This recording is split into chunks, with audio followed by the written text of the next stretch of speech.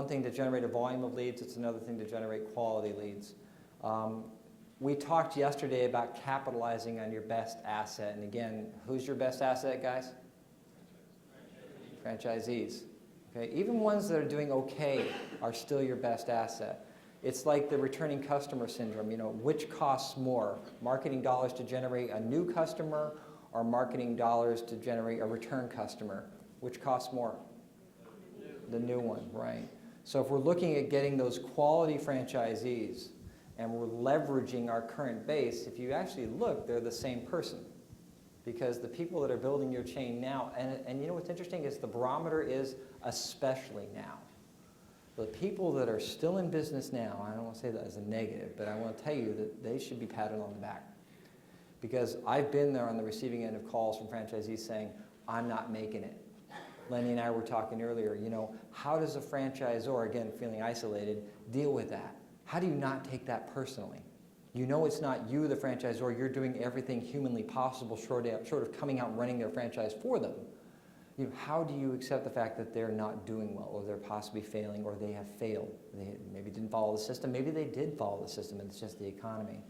So how do you deal with that? Well, in our world now, the franchisees that are still in business, I think we've gotten through that low point of the economy in franchising.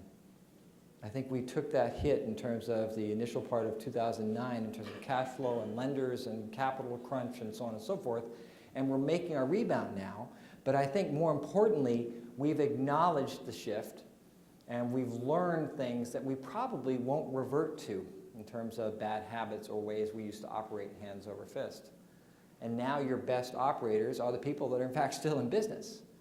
And the programs we talked about in the workbook relative to how to capitalize on your existing franchisee base in terms of multi-unit expansion, in terms of some kind of incentive program, in terms of rewarding them for helping other franchisees, in terms of working with them to get that second and third unit to help them build their dream, that redirected focus to their success, that level of optimism, which really is quantified as realistic optimism, is something that we can now make use of. We talked a lot about controlling costs at the franchisee level, and one of the concepts I wanted to make sure we stress at the franchisor level was leveraging your suppliers. Remember that?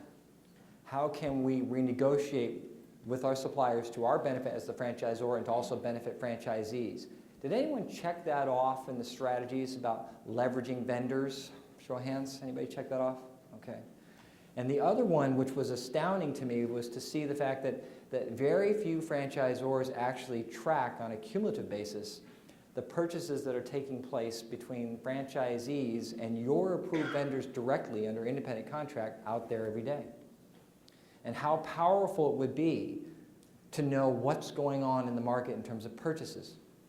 Because in an environment where you might have franchisees purchasing too much, you can get on top of that before it becomes a disaster and head off a financial overpay at the franchisee level, and or jump in when franchisees are underbuying and claiming how their sales aren't performing, when in fact they don't have product to support the sales that they supposedly need to have.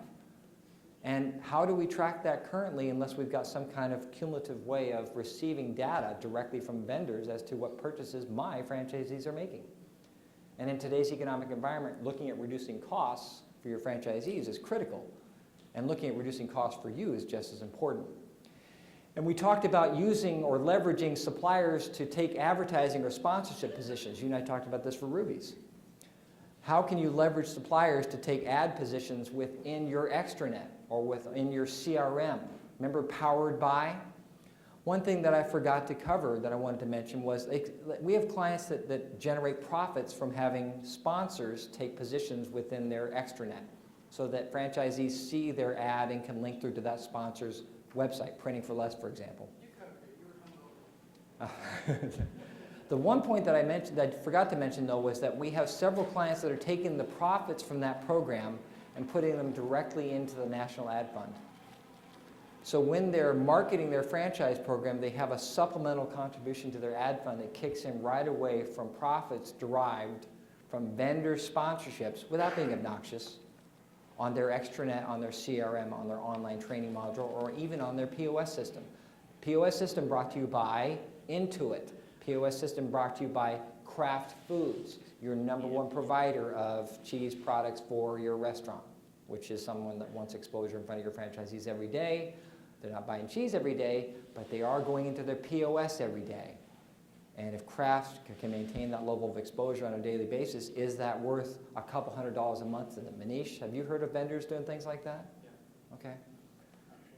So now we've got a cash flow issue that is now a line item that didn't exist 2 minutes ago that can be redirected, if you'd like, as opposed to your profit center as the franchisor, kick it right around and disclose it. Make your FDD a marketing tool and disclose this new profit center as being now a supplement towards contributing to your ad fund to build that fund up to a level that's higher, faster, for ultimately the benefit of all franchisees. Does that make sense? Okay. So leveraging is critical.